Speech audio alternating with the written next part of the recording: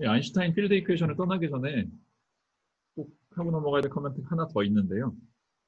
약간 역사 얘기를 끄집어내자면 아인슈타인 선생이 필드 이퀘이션의 완성된 모양을 발표를 한 게 1915년 11월 넷째 주 목요일이에요. 제가 그런 시시콜콜한 디테일을 기억을 하는 이유는 아인슈타인 선생이 1915년 11월에 매주 목요일 한 번씩 발표를 했다고 알려져 있고요. 초기에 발표할 때만 해도 방정식이 완성이 안 된 상태였고 네 번째 주에는 드디어 완성된 지금 우리가 알고 있는 방정식을 발표를 했다고 하는데 그 말은 준비가 조금 덜 된 상태에서 되게 서둘렀다는 얘기잖아요.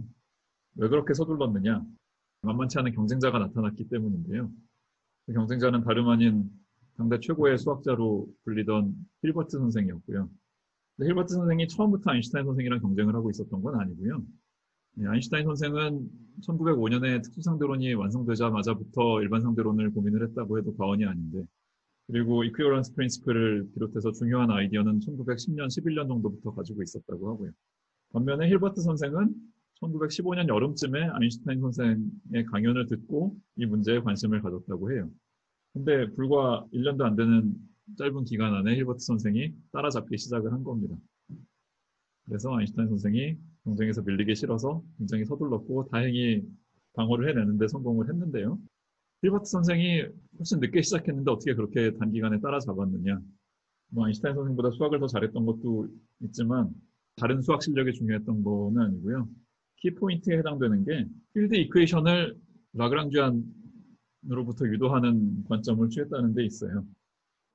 필드 이퀘이션을 라그랑주안으로부터 유도하는 거는 보통 학부 교과 과정에서 잘 안 다루기 때문에 많은 상대론 교과서에 또 빠져 있는데요. 그냥 아이디어만 살짝 설명을 하겠습니다. 자세한 내용은 별도의 노트를 업로드를 하기로 하고요.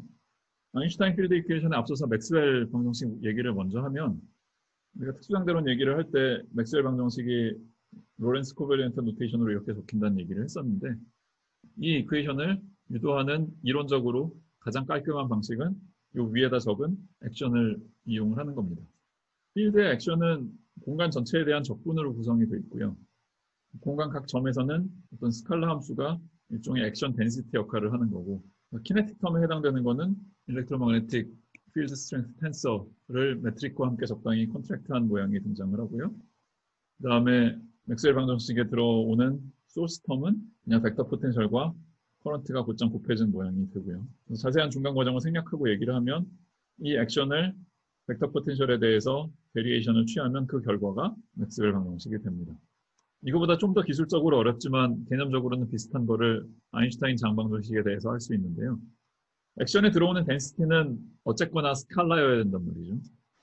그러면 매트릭으로부터 만들어낸 커버처 관련된 스칼라 중에 제일 간단한 스칼라가 뭐겠어요? 여러분들이 배운 범위 안에서는 리치 스칼라죠.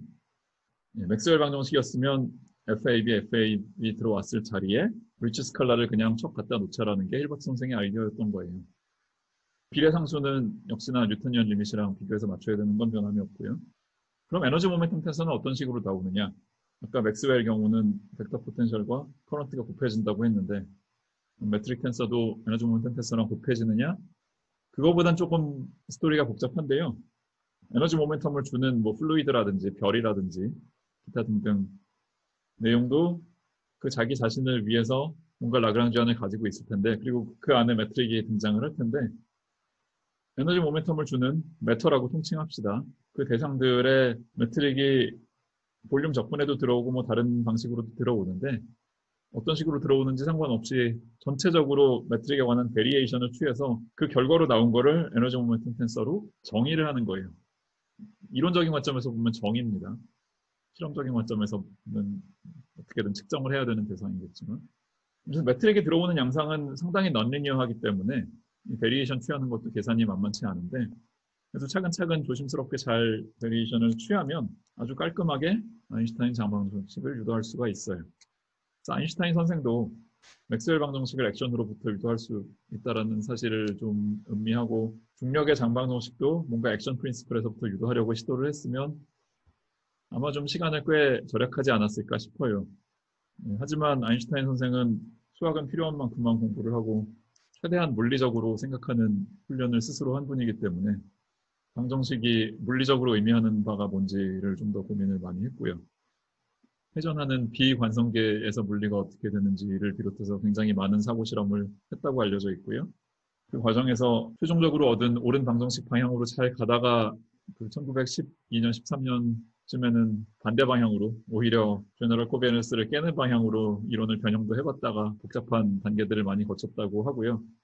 하지만 최종적으로는 무사히 시간 내에 옳은 방정식에 도달을 했습니다.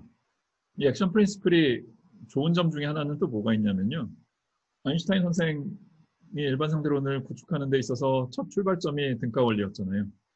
같은 매스가 중력을 일으키는 쪽으로도 나오고 관성의 척도도 된다라는 거였는데 액션 프린시플에서 보면은 그 등가 원리는 너무나도 자연스럽게 들어오는데 왜 그러냐면 이런 매터 컨트리뷰션에 포인트 파티클이 하나 있다.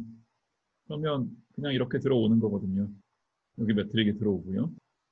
그럼 이 M은 이 포인트 파티클 자체 입장에서 보면 관성의 척도고요. 반면에 아인슈타인 이퀘이션을 유도하는 과정에서 보면 여기에 이 매트릭 베리에이션에 의해서 이 포인트 파티클의 지분도 에너지 모멘텀 텐서에 들어가기 때문에 중력의 소스 역할도 동시에 한다고요. 포인트 파티클의 매스가 액션에 한 번만 들어오지만 파티클 자신의 운동 방정식에도 기여를 하고 중력장의 장 방정식에도 기여를 하기 때문에 그러니까 원리는 너무나 자연스럽게 깔끔하게 성립할 수밖에 없는 거죠.